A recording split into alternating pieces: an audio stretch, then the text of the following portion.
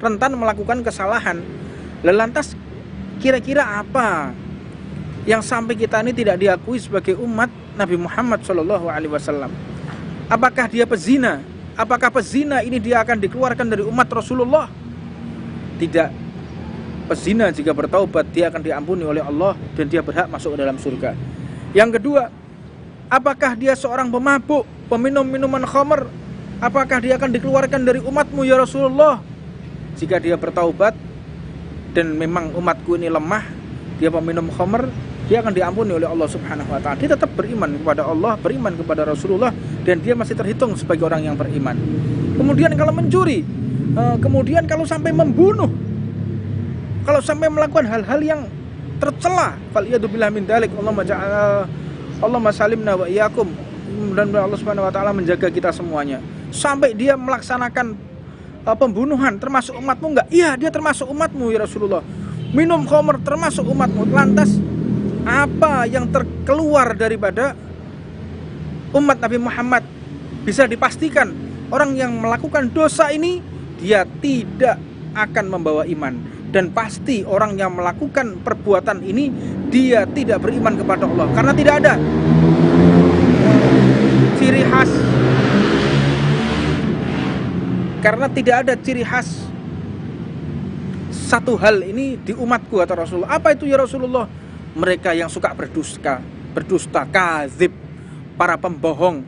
Mereka adalah bukan dari umat baginda Nabi Muhammad sallallahu alaihi wasallam. Mudah-mudahan Allah menjaga lisan kita dari perbuatan yang memang kadang-kadang orang jarang mempertimbangkan, tapi dusta jika dimiliki kepada seseorang dipastikan mereka bukan umat daripada baginda Nabi Muhammad sallallahu alaihi wasallam. Ini khamsun yuftirna shaim, kategori pertama. Orang yang puasanya ditolak oleh Allah pahalanya, mereka yang berdusta. Wal ghibah, dan mereka yang suka membicarakan, mengkomunikasikan, bercerita tentang masalah aib saudara muslimnya. Apa sih ghibah itu? Ghibah itu apabila si pendengar tidak berkenan dengan apa yang kita bicarakan, itu namanya ghibah. Dan ghibah ini membuka aib. Itu memang ada beberapa hal yang diperbolehkan dalam syariat. Yang pertama, yaitu ghibah, kita bongkar aibnya untuk orang yang akan menikah. Ada seorang laki-laki ingin meminang saudara kita, ingin meminang kakak kita, mungkin meminang adik kita, meminang putri kita, maka kita ghibai, boleh. Kita cari aibnya, kita cari kesalahannya, kita diskusikan keburukannya, boleh. Karena untuk apa? Agar kita memilihkan pasangan yang tepat untuk saudari kita, untuk putri kita, sehingga mereka tidak salah pilih. Jadi kita cari betul aibnya, kesalahan daripada orang yang akan kita ghibai. Itu bagaimana hukumnya? Boleh dighibai. Yang kedua, siapa yang boleh dighibai? Yaitu adalah pemimpin yang zalim. Pemimpin yang zalim itu tidak boleh. Selain itu nggak boleh. Jadi ada dua. Yang pertama adalah ketika seseorang itu mau menikah. Yang kedua adalah ketika pemimpin yang zalim. Yang ketiga adalah adu Allah, musuhnya Allah Subhanahu wa ta'ala. Siapa mereka? Orang kafir, orang beriman yang mereka senantiasa memusuhi syariat Allah Subhanahu wa ta'ala. Tiga hal ini tidak berhak untuk kita ghibai di luar ini. Dia bukan pemimpin yang zalim, dia bukan calon mempelai. Yang ketiga, dia bukan adu Allah, dia bukan musuh Allah, bukan kafir harbi. Kafir yang harbi, bukan kafir zimmi, bukan kafir mu'ahad. Kafir harbi, kafir yang memusuhi Allah Subhanahu wa ta'ala. Itu boleh kita buka aibnya, kita bongkar aibnya, karena memang dia dalam keadaan sedang ingin menyerang umat Islam. Selain itu tidak boleh, haram. Makanya kalau ada orang mengatakan, oh kita ini bukan ghibah, tapi sedang membicarakan aib kekurangan seseorang, Anda berarti telah menghalalkan sesuatu yang diharamkan oleh Allah. Berarti Anda harus mengucapkan 2 kalimat syahadat lagi. Orang yang mengatakan, wah kita bukan dalam keadaan menghibah loh ya, kita bukan dalam keadaan mengerasani orang loh ini, kita bukan dalam keadaan untuk membicarakan kesalahan orang, enggak, tapi Anda kadang-kadang ini ada sekarang podcast membicarakan, mendiskusikan orang, dan sampai-sampai mengatakan kita bukan ghibah. Anda telah menghalalkan sesuatu yang diharamkan oleh Allah, berarti Anda harus mengucapkan dua kalimat syahadat lagi. Anda berarti murtad, keluar daripada syariatnya Allah Subhanahu wa taala. Murtad itu kayak gitu. Jadi ini sesuatu barang yang telah Allah haramkan. Ini benar-benar ghibah, ini haram, tapi Anda mencoba untuk menghalalkan. Ini fikih, ini bukan main-main. Jadi kalau ada orang, yang namanya puasa itu bukan wajib, mubah, haram, Anda mengatakan seperti itu, Anda bisa murtad. Anda harus mengucapkan dua kalimat syahadat lagi. Jadi orang berbentuk ghibah, ini perbuatan haram tapi Anda halalkan. Anda mengatakan ini sesuatu yang mubah. Yang wajib Anda katakan sesuatu yang mubah, nggak boleh. Kalau sunnah kita katakan sebagai wajib masih boleh, tetapi wajib disunahkan nggak bisa. Sunnah diwajibkan bisa. Contohnya apa? Wudhu. Mengusap telinga ini hukumnya apa? Sunnah. Tapi kita katakan sebagai wajib. Bagaimana? Boleh. Tapi kalau kita mengatakan bahwa mengusap sebagian kepala ini hukumnya wajib, kita katakan sebagai sunnah, maka tidak boleh. Itu daripada adilahnya, usulnya. Jadi kalau orang ingin memberikan satu bentuk hukum, ambillah dari fikih. Fikih mengatakan ini haram, Anda halalkan, Anda murtad berarti. Fikih mengatakan ini haram, mengatakan ini halal, Anda haramkan, Anda juga murtad. Anda harus mengucapkan dua kalimat syahadat lagi. Falyadubillah min dalik. Jangan main-main orang itu berfatwa. Jangan membolehkan atau melarang tentang masalah syariat. Anda bukan ulama, Anda bukan penceramah, Anda bukan seorang alim, maka tidak berhak untuk berijtihad. Apalagi jelas-jelas hukum ini sharih, yang jelas, yang mu'tamad, tidak ada kekhilafan, tidak ada perbincangan antara ulama. Yang namanya ghibah ya haram, nggak ada ghibah itu boleh kecuali di 3 perkara tadi. Wallahu a'lam. Nah, dalam hal ini kita harus berhati-hati betul, menghindari segala sesuatu yang sifatnya ghibah. Nah, ghibah ini ada rukunnya, ada rukun ghibah. Apa rukun ghibah? Ada orang yang dighibahi, ada mulutnya, ada lisannya yang digunakan untuk mengghibahi, ada yang mengghibahi dan ada yang mendengarkan. Jadi ada rukunnya ghibah. Ghibah itu tidak akan bisa sempurna kecuali ada mulut, ada kalimatnya, ada orang yang menghibahi dan ada orang yang dighibahi, ada orang yang mendengarkan. Lah kalau nggak ada orang yang mendengarkan, nggak terjadi yang namanya ghibah. Nggak ada kok yang mendengarkan siapa. Jadi kalau kita ingin termasuk orang yang masuk dalam ghibah, Anda ikut serta untuk mendengarkan. Ikut serta untuk mendengarkan ghibah, termasuk dari golongan orang yang ghibah. Fal iyadu billah min dalik. Banyak hal yang orang ini nggak paham, yang perbuatannya bisa membuat dia ini keluar dari agama Allah. Di antaranya apa? Ada hujan turun, ya dicaci maki hujan, murtad Anda.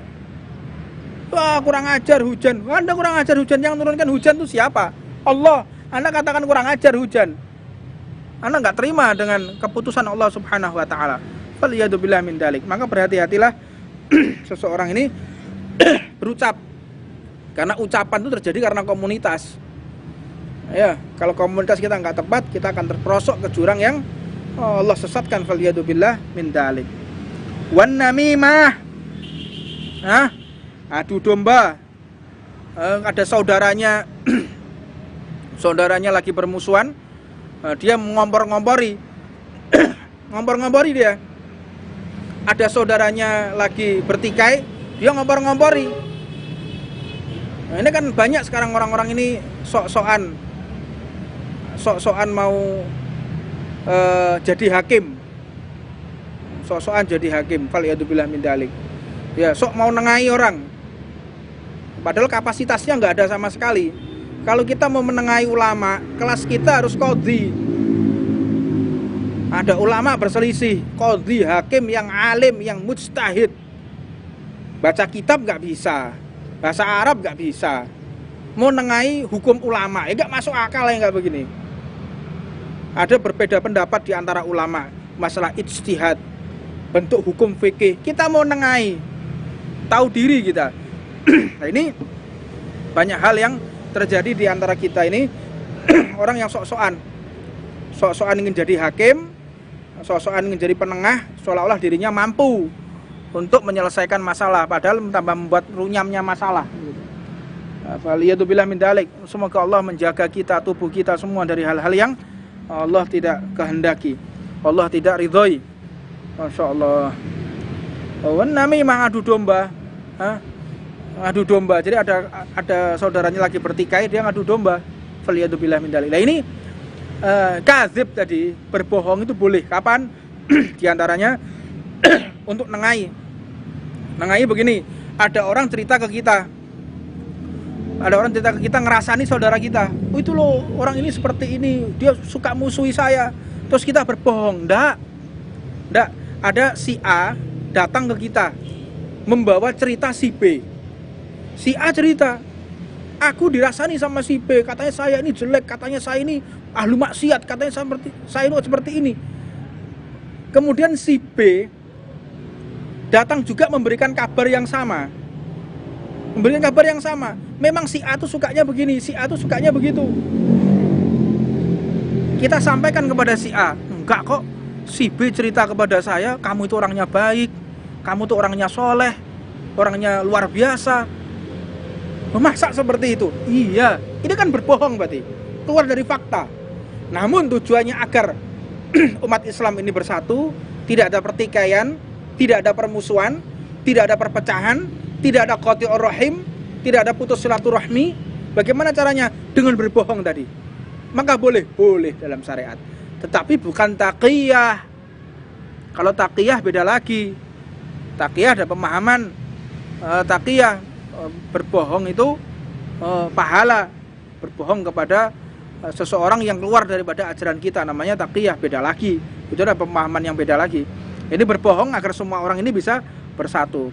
Boleh agar terhindar perpecahan di antara umat Nabi Muhammad SAW. Wal yaminul kadzibah, dan bersumpah palsu demi Allah. Anda hati-hati ya dengan orang yang sering-sering mengatakan demi Allah ya, wallahi ya, demi Allah, hati-hati. Ini adalah orang yang suka berdusta. Ciri khasnya orang suka berdusta itu orang yang suka gemar gampang sumpah, wallahi, apalagi sumpah menggunakan nama Allah, wallahi ya, demi Allah ya. Tetapi untuk meyakinkan seseorang yang dia ada keraguan atasnya, maka boleh. Tapi demi Allah ini berat. Karena apa? Walaupun jelas orang ini secara kasat mata dia berbohong, secara kasat mata dia ini jelas-jelas salah, tapi dia berbohong menggunakan nama Allah, atau dia bersumpah atas nama Allah, demi Allah saya tidak mencuri misalnya, tapi jelas-jelas indikasi kuat dia memang mencuri. Tapi ketika dia mengatakan demi Allah saya ini tidak mencuri, maka kita wajib percaya. Bahkan orang yang gak percaya kepada orang yang menggunakan sumpah demi Allah, dosa. Ada orang sumpah kepada kita, Beb, demi Allah Beb, saya gak mencuri, saya gak percaya, dosa saya. Karena dia sudah membawa namanya Allah Subhanahu wa ta'ala. Terus bagaimana dosanya orang yang bersumpah atas nama Allah digunakan untuk berbohong? Di situ ada kutukan Allah Subhanahu wa ta'ala. Jadi orang kalau sudah sumpah, itu biasanya dia nggak yakin dengan dirinya. Dia nggak yakin dengan dirinya, makanya dia menggunakan kata-kata sumpah yo, tenan yo, sumpah yo. Lah ini dia nggak yakin kepada kebenaran dirinya, maka dia embel-embeli dengan kata-kata sumpah tadi. A'udzubillah min dzalik. Wal yaminul kadzibah, sumpah palsu. Wan nadharu bi syahwat, dan melihat sesuatu yang memancing syahwat. Apapun itu. Anda lihat tembok, Anda syahwat, gimana? Termasuk lihat tembok Anda syahwat, orang kelainan, orang yang hypersex, lihat sedikit aja dia udah syahwatnya naik. Nah, ini termasuk orang yang khamsun yuftirna shaim, lihat apapun dia syahwat. Karena ada pembahasan tertentu sampai bagaimana dia sange syahwatnya sampai keluar sperma, tapi tidak dengan mubasyarah, tapi tidak dengan sentuhan, hanya dengan penglihatan. Dia melihat sampai dia keluar daripada sperma, batal enggak puasanya? Itu ada di bab yang akan kita bahas secara mendalam di kitab berikutnya. Ini hanya wacana aja. Jadi sangat detail sekali syariat ini. Sangat detail sekali. Jadi kalau kita melihat sesuatu perempuan, kita melihat perempuan yang bukan muhrimnya, kemudian kok sampai syahwat, terus kemudian sampai keluar sperma, bukan dengan bimubasyarah, bukan dengan sentuhan, bagaimana? Maka tetap ada hukum yang telah ditetapkan oleh para ulama di kaidah fikihnya. Wallahu a'lam. Ini bisa saya sampaikan di pertemuan yang singkat ini, mudah-mudahan menjadi berkah buat kita semuanya. Dan tetap setiap jam 4 kita akan laksanakan taklim, mudah-mudahan diberikan kesehatan, kemudahan, sehingga kita istiqomah sampai menutup hari dengan benar-benar Allah ridho kepada kita. Karena ibadah yang paling agung yang sangat singkat ya majelis taklim ini. Majelis taklim Anda sebentar duduk di sini, kita bertafakur. Tafakkuru sa'atan khairun min ibadah sanatan. Anda berpikir sejenak perihal Allah Subhanahu wa taala lebih agung daripada kita ibadah selama 1 tahun atau ibadah bertahun-tahun. Jadi banyak hal yang menceritakan perihal orang yang majelis taklim ini luar biasa, karena diceritakan pula orang yang duduk di majelis taklim ini bisa menghapus dosa-dosa kita yang tidak mungkin diampuni dengan cara bertaubat. Kita bertaubat nggak diampuni oleh Allah, tapi dengan duduk majelis taklim kita diampuni oleh Allah Subhanahu wa taala. Ini seperti itu. Dan kemudian daripada orang yang duduk di majelis taklim ini lebih afdol daripada mengerjakan 1000 rakaat. Lebih afdol daripada sedekah gunung emas sebesar gunung Uhud. Lebih afdol daripada ibadah selama 1 tahun penuh hanya duduk sejenak di majelis taklim. Subhanallah. Maka saya undang juga segenap ikhwan, rekan-rekan yang ingin duduk majelis taklim. Mudah-mudahan kita setiap hari bisa duduk di tempat ini. Kita insya Allah setelah ini akan melaksanakan berbagi rezeki kepada saudara-saudara kita yang lain, untuk benar-benar merasakan bagaimana orang-orang yang di luar sana lagi kelaparan, yang mereka lagi di jalan mencari rezeki untuk keluarganya. Kita akan berbagi takjil kepada mereka, karena Rasulullah SAW benar-benar menyarankan bagaimana hebatnya seseorang itu ketika mau berbagi kepada saudara sesama manusia, bukan hanya orang yang beriman kepada Allah, tetapi khususnya orang-orang yang beriman kepada Allah Subhanahu wa taala. Dan mudah-mudahan Allah Subhanahu wa taala memberikan kita kemenangan di bulan yang mulia ini. Allah tutup usia kita dengan husnul khatimah. Bahkan kemuliaan orang yang memberikan takjil ini, memberikan takjil ketika Sayyidina Ibrahim, Nabiullah Ibrahim, ketika Nabiullah Ibrahim ini beliau setelah usai membangun Ka'bah, maka ditanya bertanya kepada Allah Subhanahu wa taala, aku telah selesai menuntaskan kewajibanku ya Allah, yaitu dengan membangun Ka'bah. Maka Allah Subhanahu wa taala pun memberikan kabar kepada Nabiullah Ibrahim, ada pahala yang lebih besar daripada membangun Ka'bah. Ka'bah ini yang digunakan kemanfaatannya luar biasa, menjadi kiblatnya umat Islam, menjadi tempat diampuninya dosa-dosa umat Islam, tempat yang benar-benar diijabah segala doa dengan adanya Ka'bah. Tapi ada yang lebih agung dari Ka'bah, yaitu ketika kita memberikan makanan sesuap saja kepada orang yang kelaparan. Ini lebih agung daripada membangun Ka'bah. Subhanallah. Maka jangan kita sia-siakan waktu yang singkat ini, waktu yang tidak akan pernah kembali. Nafas yang telah kita hembuskan tidak akan pernah kembali lagi. Nafas yang telah kita hembuskan tidak bisa dibeli dengan mata uang apapun, tidak bisa ditukar dengan perhiasan apapun, sebesar apapun berlian kita, seberat apapun emas kita, nggak bisa untuk membeli satu nafas yang telah kita keluarkan. Maka kalau orang barat mengatakan time is money, Waktu itu adalah uang, tapi tidak buat kita umat Nabi Muhammad Sallallahu Alaihi Wasallam. Waktu itu adalah segala-galanya. Dengan waktu kita bisa mencari apapun, tapi dengan apapun kita tidak akan pernah bisa membeli waktu. Mudah-mudahan Allah Subhanahu Wa Taala menjadikan umur kita umur yang berkah. Setiap nafas yang kita hembuskan, tidak pernah kita melupakan Allah, tidak pernah kita melupakan Rasulullah. Allah bantu kita. Setiap nafas hanya memikirkan umat. Setiap nafas memikirkan dakwah di jalan Allah. Setiap nafas kita tetap ingin dicintai oleh Allah. Setiap nafas kita tetap ingin bersama Nabi Muhammad sallallahu alaihi wasallam. Rabbana atina fid dunya hasanah wa fil akhirati hasanah wa qina adzabannar. Wa 'ala man wa sayyidil imam al-habib Umar Muhammad bin Hafid wa 'ala man habibana Ahmad Jamal bin Abdul Bakar Ba'il wa ila hadratin Nabi Muhammadin sallallahu alaihi wasallam. Dan mudah-mudahan besok kita berjumpa lagi pukul 4. Saya sampaikan lagi kepada segenap santri yang ingin berbuka puasa bersama kita, bisa bergabung dengan kita majelis taklim, kita lanjut berbagi takjil, dan kemudian kita berbuka puasa bersama, kemudian dilanjutkan dengan sholat maghrib. Setelah itu usai boleh kembali ke rumah masing-masing. Silahkan bagi mereka yang ingin bertemu dengan kami, duduk bersama kami di majelis ini, kami persilahkan. Wallahu a'lam. Ini yang bisa kami sampaikan. Wassalamualaikum warahmatullahi wabarakatuh.